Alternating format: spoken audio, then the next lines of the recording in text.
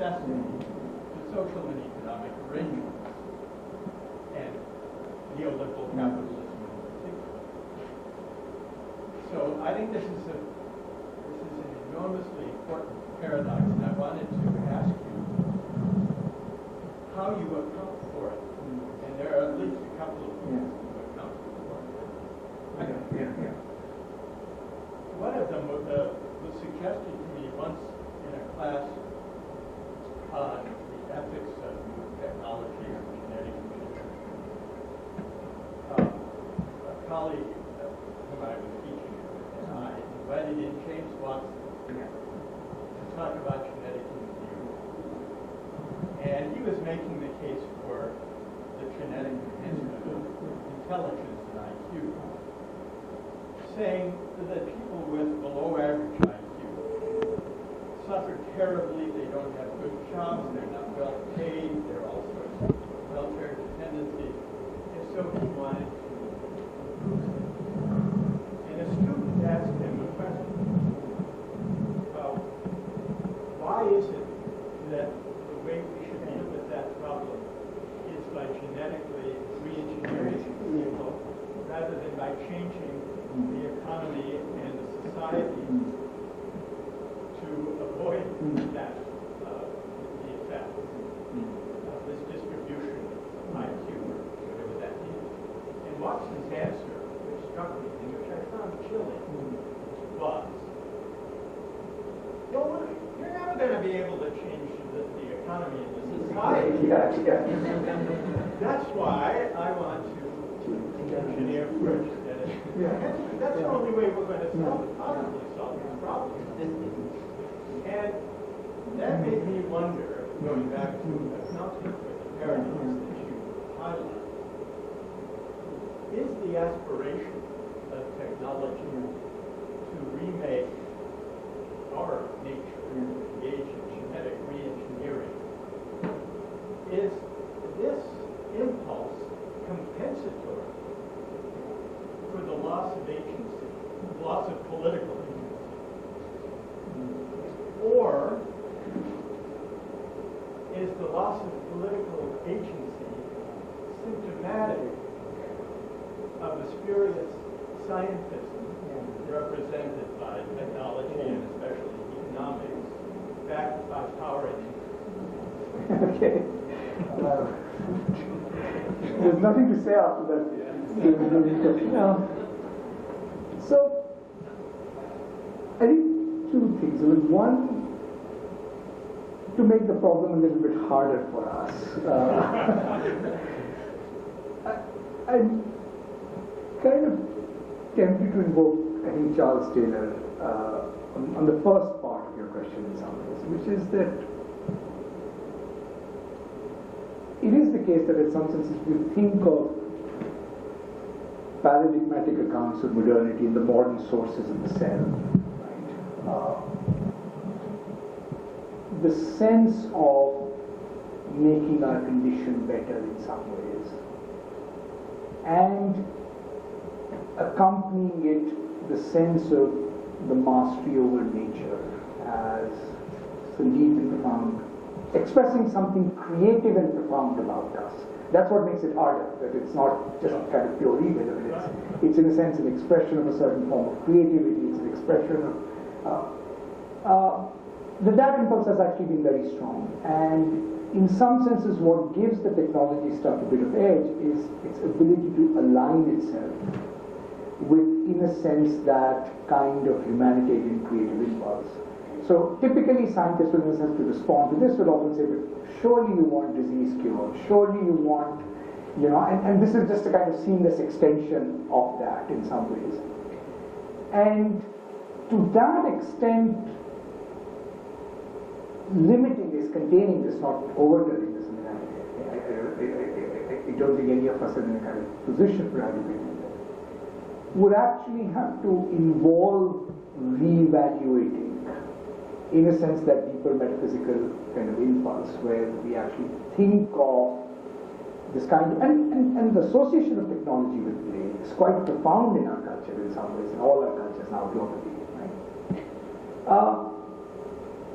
Now, so So that's what makes the problem in a sense harder, that it just doesn't kind of, I mean, I don't think it's just a cynical problem. This is just an easy solution, technology is available in hands, let's play around. And the second part, which is in a sense, is this symptomatic of a loss of political agency, or in some senses, acts as a kind of substitute, for it. I think a little bit of cynicism is warranted, which is to say that this is a form of promise for our collective enhancement, collective betterment, at least in its kind of official story, that actually doesn't have to speak the language of common good and sacrifice. I think as you've in a sense often pointed out. It's this fantasy of a kind of Pareto optimal world in some senses. We can actually make everybody better off without requiring any redistribution. And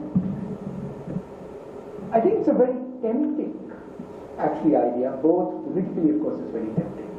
But actually, morally, it's also quite tempting, which is that if it were indeed the case, right, that you could actually use simply the application of technology, right, to actually get everybody to the place you wanted us to be, it actually doesn't require the hard labor of reciprocity. It actually, and certainly doesn't require significant distribution or redistribution of any kind. Who would be attracted by, in some senses, the idea, right? So at one level, I think to me the interesting question is, in a sense, what is it that then makes this kind of argument our default common sense, that we actually still find it plausible, in some ways. But as I said, I'm increasingly more attracted to a little bit of that cynical side, that it actually does suit the interest of a kind of competitive system. To say that there is a way in which we can be all made better off, that does not involve holding our ethical and political relationships to each other in some framework of accountability.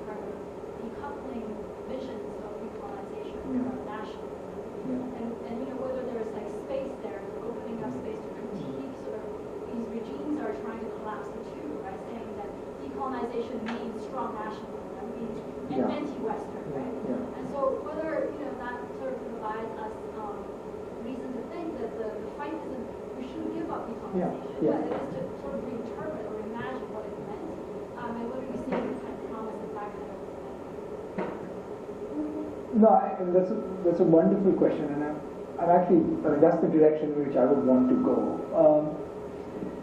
But I think there's a couple of things I think about this kind of project, right? This kind of, to use Adam's phrase, which is a wonderful phrase, kind of ways of world making, in some senses remaking it, I think. So let's ask the question, what are the difficulties that project runs into when we think of it as a political project? The first difficulty it immediately runs into, and this is again not an easy one, actually you can see it in the Ukraine crisis as well, if you want a very vivid illustration of this, which is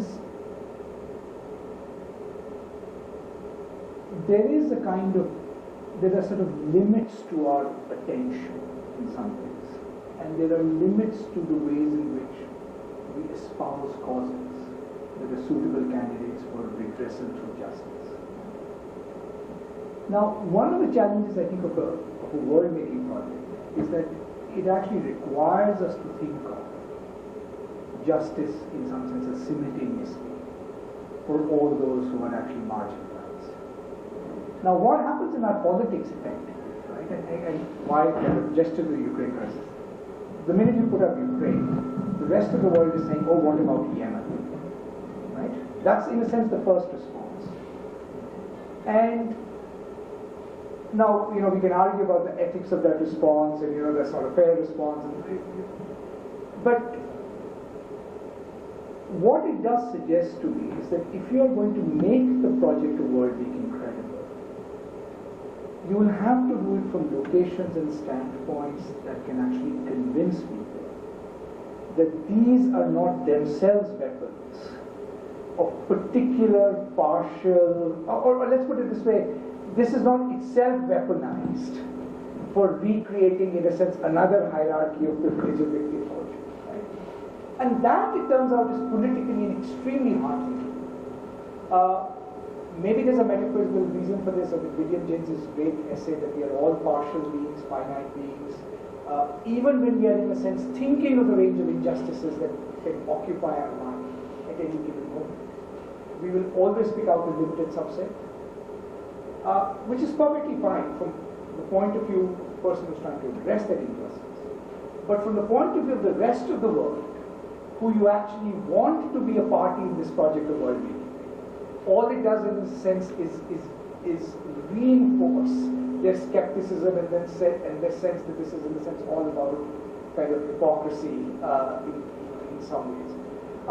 And that, I think, is a serious, I think, political problem in some ways, that, the only currency in which we seem to be able to pay attention to justice is if it comes in the forms of specific claims and the political power behind those specific claims. So I think that's the political problem we have to solve for it. We have to actually think that kind of story. I think the second, challenge, and this is, I'm not sure the answer to this one is, given the limitations of what happened last time around, the Nyerere experiment, the sort of, mixed economy experiment, the experiment with all kinds of federations and stuff. Given the realities of global geostrategic power, I think there's two things pretty much everybody's convinced of. Aaron's point, if you don't have citizenship rights and you don't have a nation state, it's very hard to think of how else you would actually make the rights bigger after enforced. And unfortunately, I think the other conclusion everybody's going to now draw is that if you don't have nuclear weapons, nobody's actually going to come to your, in some senses, defend. So you would have to have a pretty high threshold of kind of simultaneous mobilization across the world to kind of get over the hump where this doesn't seem either just a kind of academic exercise or is just kind of fraught with just a form of hypocrisy, right? Now, hypocrisy is not a good basis for public policy. Jewish historians to remind us, but it is the pervasive reality and currency in which our common experience. Hi, I'm a master's student at the law school. I'm doing a paper on the history of social reform movements in India.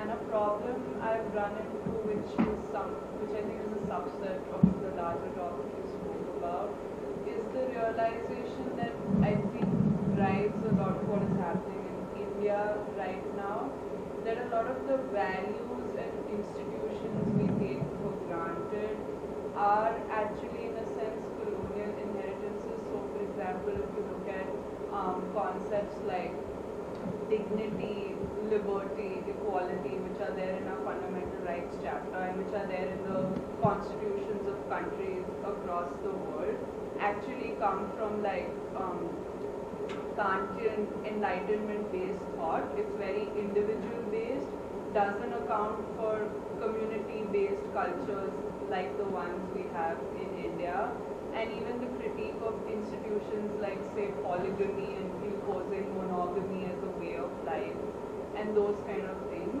are also, in a sense, driven by the whole idea that the monogamy is like whiteness. Like, it's a very Christian like idea that like even the Americans try to like kind of impose it over here in the context of the Mormons, saying that if you're going to marry more than one woman, that's a very like non-white barbaric thing to do. And I think there's an impulse in these cases to like decolonize by saying that, well, that's not how our community perceives it, and we don't want to take your vision of gender equality or justice as governing. But then the problem is, as you pointed out, that risk going back to kind of regressing into what used to take place, like sticking to tradition even if it's unfair, and that's not a good solution either. So I wonder then how you get out of that.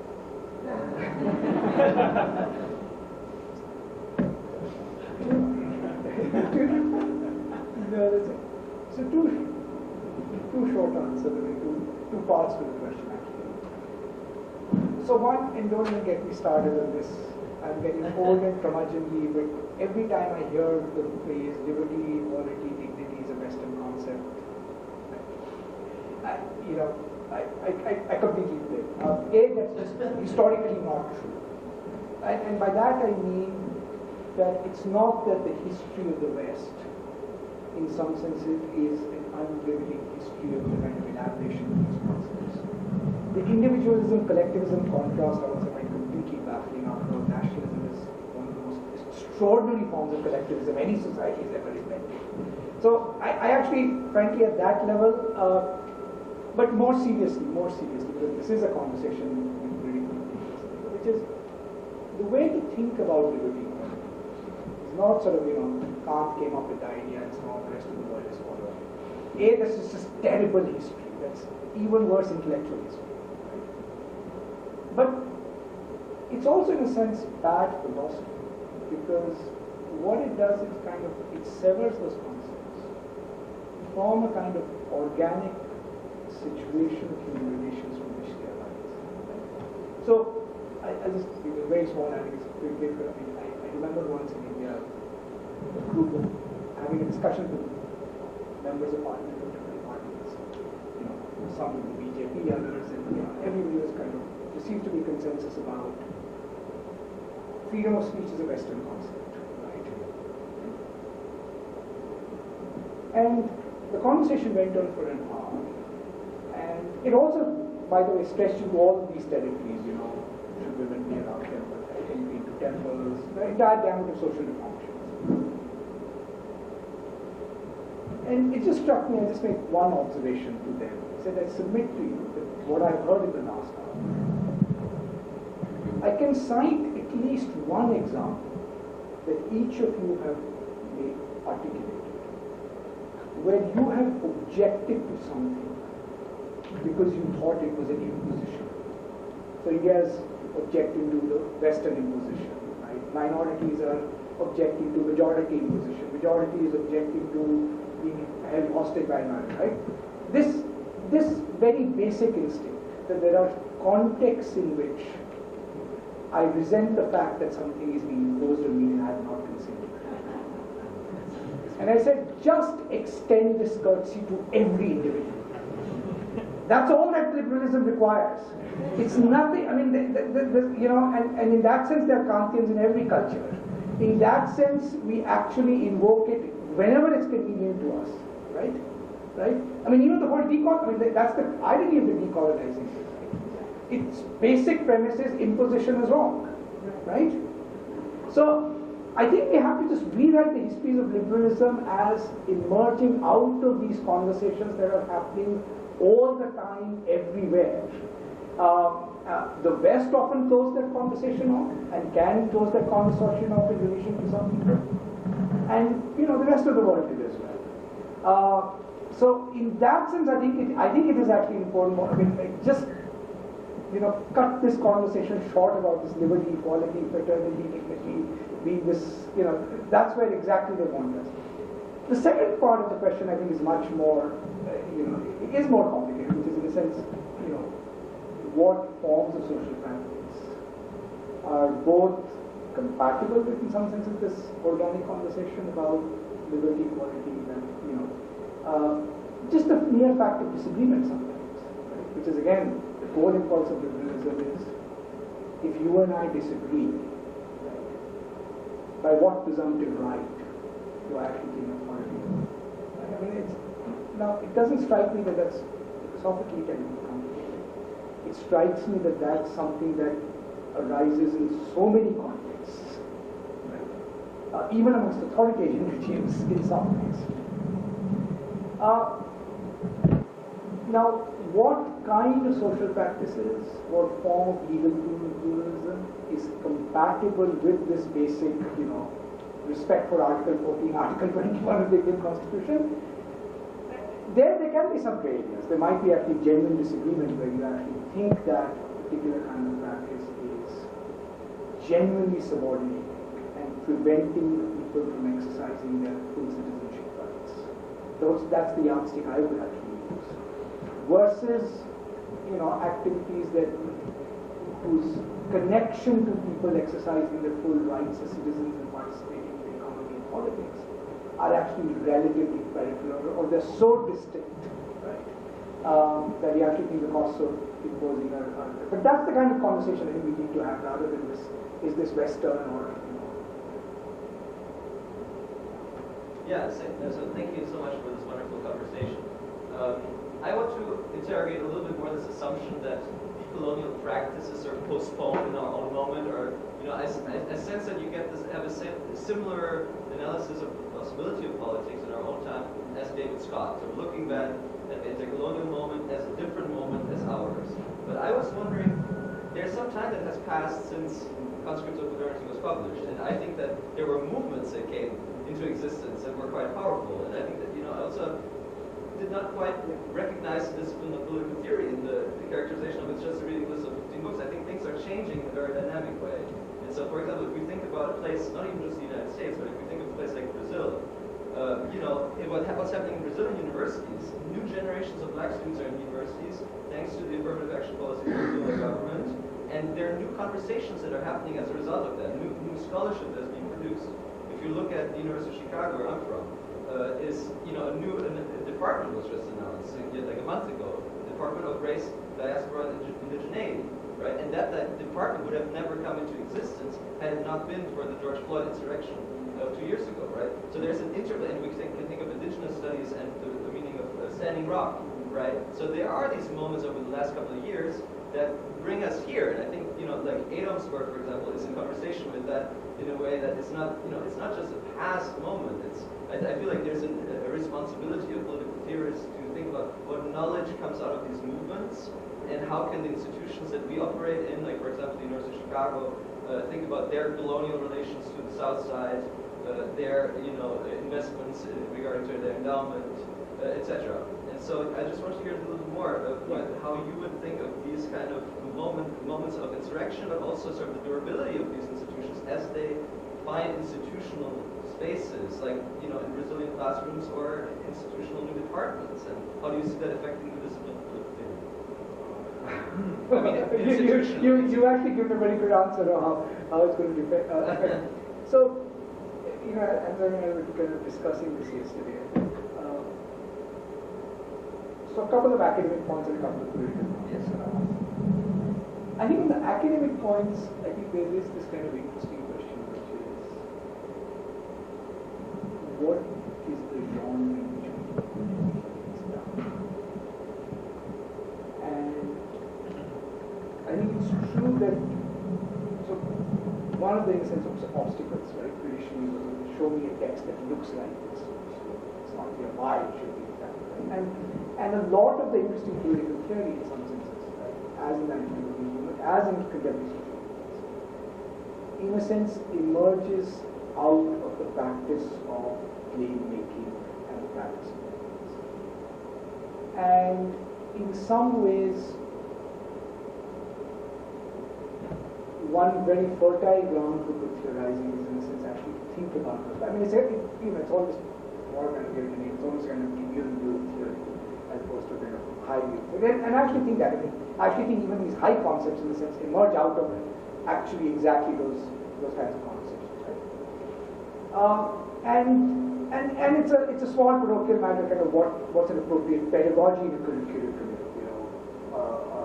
prepare students for actually doing, in some sense, this kind of work. So that I think is in a sense is a kind of tremendous thing. The second thing, which of course you're right, never stops and has never stopped in history, is of course this practice of game making on behalf of liberation movements, right? I mean, in that sense, politics has never stopped, right? I mean, it's hard to imagine a time where, you know, groups, marginalized groups, or anyone actually just, in fact, privileged groups, actually stop making claims of various kinds and we adjudicate them through, in some sense, normal.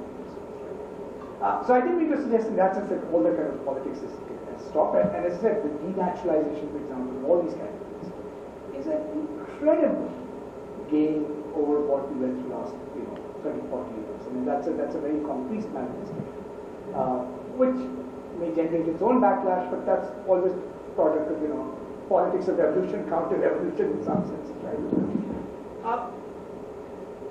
So I think I'm completely with you.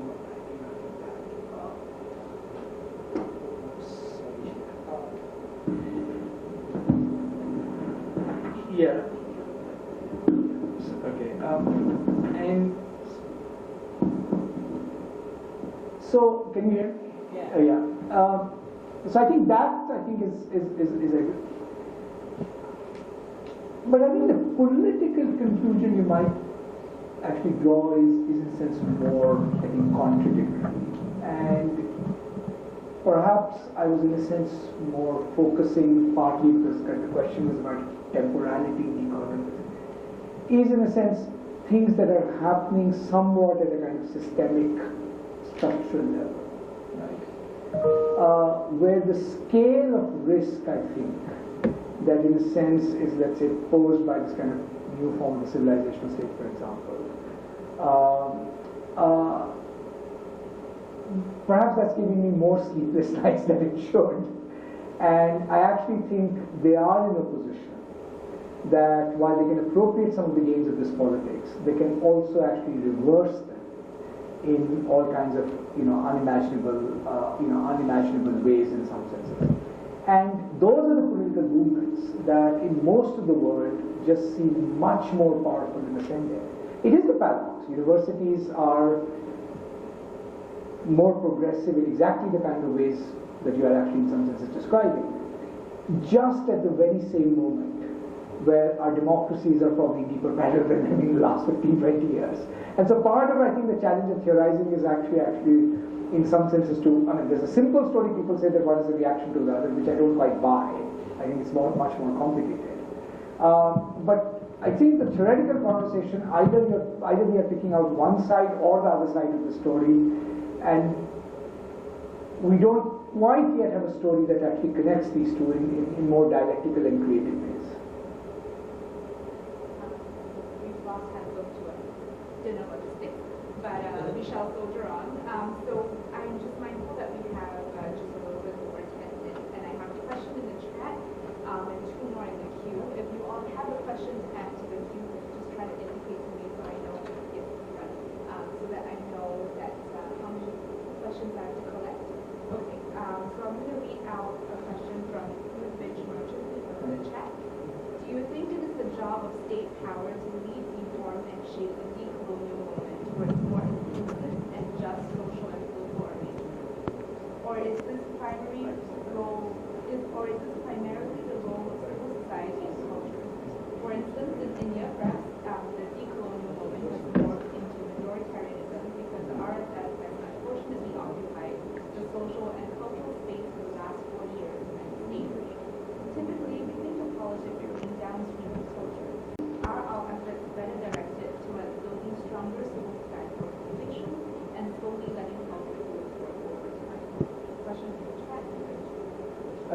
I think the short answer to that, and that's a boring answer, but you can't avoid doing either. I mean, yes, politics is downstream from culture. On the other hand, politics also circumscribe the possibility of what kind of cultural politics you can engage in. Any effective form of social organization geared to a modicum of dignity and justice will have to will have to involve the state. I mean, I just can't imagine, it in a sense happening without a framework of law. On the other hand, can civil society movements provide the kind of push to create new forms of accountability? Yes. So I'm afraid the boring answer is, depending on the kind of issue and stuff, but you do need both in state and civil society. It can't be an either or, and they are deeply connected with each other. I mean, it's not like they're two different arenas. Both constitute each other in interesting ways. Yeah, hi. One thing, of course, one question that I wanted to ask was just asked, so I'll ask another one. Is the question that you've been talking about, of course, there's a question of economic integration that's going on in a particular way. But what it seems to be that sort of political integration is going the other way, and now there's a great tension between, there was a time 50 years ago when there was a question of universal values and universal human rights, and now you have really different discourse going on. Where do you see this tension leading towards? Because at the moment we have this great friction that's coming in. Where do you think this will end up? And also kind of a subset of it, how much do you think is this tension is a necessary creation of the way decoloniality has been dealt with in the last 30, 40 years? Sure. Let me begin with the second one. And since it's getting late, just to maybe break people up a little bit, and I know I'm standing between you and dinner. I think the first step in answering the second question is we do need a much more rigorous and, in a sense, honest look at what we actually did with decoloniality, as you suggested. Right? What are the dead ends we pursued? And going back to I think this possibility, right, which is if you look at the world in the 1930s and 40s, right, there were certain ways of posing the question, right? Different parts of the world. Let's say in China, it became the character of the party state as a form of political organization that can actually achieve all of these goals, right? In the subcontinent, right, the two kind of, in a sense, parallel questions. Is there a form of kind of modern Islamic constitutionalism possible that in some senses is also compatible with these organic conflicts that actually arise under conditions of modernity, right? Is the nation-state form as we conceived it, right, even within our own kind of small corner of the world, right, in some senses, was that going to be an adequate resolution to the kind of deep historical fissures that had actually created, in some senses, a problem of fraternity in the subcontinent in the first place. Right? Now, to my mind, I mean, that's the kind of provocative part, that I actually think that honest self-examination right now is politically way more consequential than anything the West does or anything about that sort of older form of colonialism and independence. I mean, honestly, we are in our political discourse in all our countries stuck in the 1940s. That's the conceptual paradigm we are operating with, right? We're still arguing over sort of, how can we make Modudi a success or not? In India, we're still arguing Patel versus Nehru, right? As wonderful as those questions were, as, deeply sophisticated those were, the very fact that pretty much every reference point still revolves around 1940s is actually a sign that we are failing somewhere. What are, in a sense, the particular? So, at one level, it's not just a question of kind of decolonizing. It's also a question of rethinking the forms in which we, in a sense, imagine our national identities and the whole question of sort of authentic, in some sense, indigenous tradition. Because once you're locked into a particular question, which you now know 70 years later, for a variety of factors, history does help you overcome innocence in some ways, right? But yet, we are still kind of fixated on that question. And history often progresses by changing the question. I mean, it's like, actually, that's how philosophy progresses. You don't answer the question, you just change the question, right?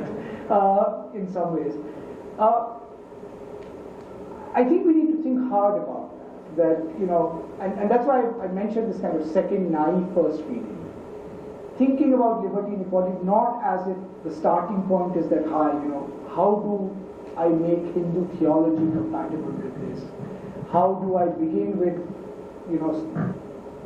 acknowledging the sovereignty of God and the unity of religious experience, and then coming to some view of the city, right? Beginning with actually that very elemental political experience of a relationship of, conflict and disagreement, and how do we actually get out of this? Okay, so yes, let's group questions for the last couple. Chris, and then Marzu, and then Greta. Yes. I think Charlie may. Yes, so I'm taking a few. So Chris and Marzu, and then response, and then the last two questions. Oh, you were gesturing to him.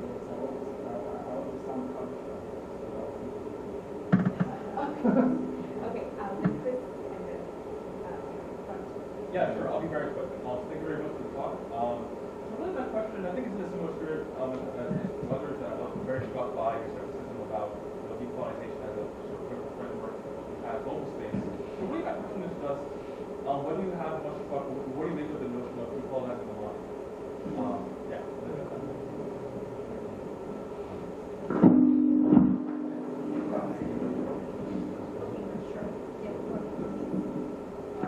I'm an historian and struck by the language of the moment. You talk about it in Europe. Even though it was the era of approval, like the French Revolutionary era. But it seems to me that in some sense, the moment is loading filling the answer into the question.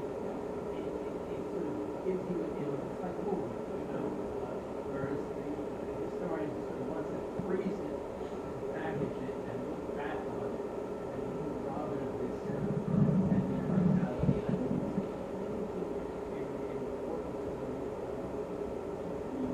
reflect on that. I haven't heard in your last answer, you simply were saying, why were we all lusting after the state?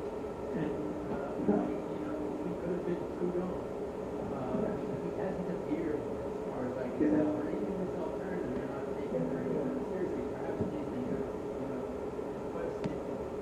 But I just wonder whether you might talk about this sort of the lava is Would you like to maybe respond first? Maybe I'll just take one more, the speech. I know Mr. Gandhi also wants to come back. So Okay, maybe let's yeah. just do a quick fire. I can talk to him after the talk. You've had an opportunity. Yeah, so. You just needed the order. Yes, okay.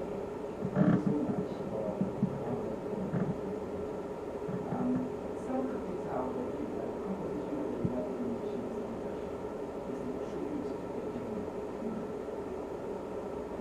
That involves the Security Council, culture of power, people, all those things. Don't you think it's time now for us to review that composition to facilitate the decolonization? Okay, so quick answer to a very important question about going to be the so I think the way the phrase has started being used, I'm deeply skeptical.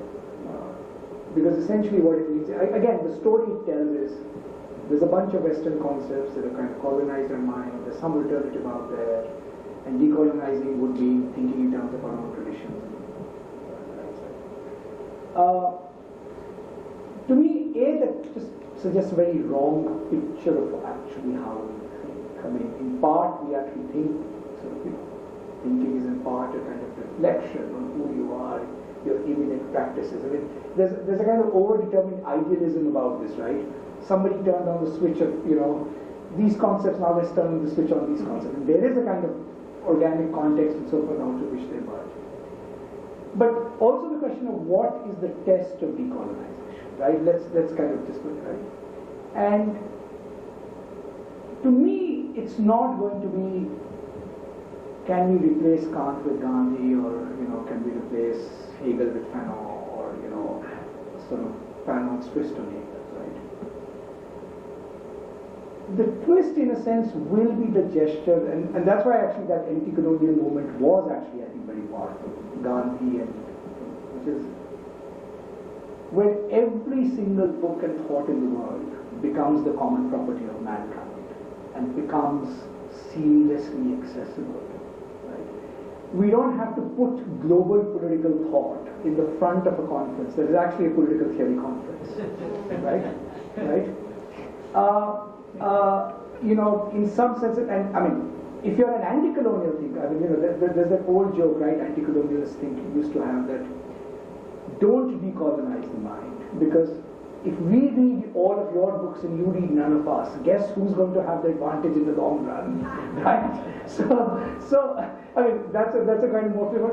But I actually think, again, it sounds like a naive gesture. Of course, we are all trained in social theory. We are trained. We are all post-Scientians. We know how knowledge is constructed by relations of power. All of that having been said, right? This sense that you can actually think of this world of ideas as exactly, I honestly, and maybe this is good, I actually cannot think of Kant and Hegel as Western thinkers, or Hobbes as a Western thinker. Obviously,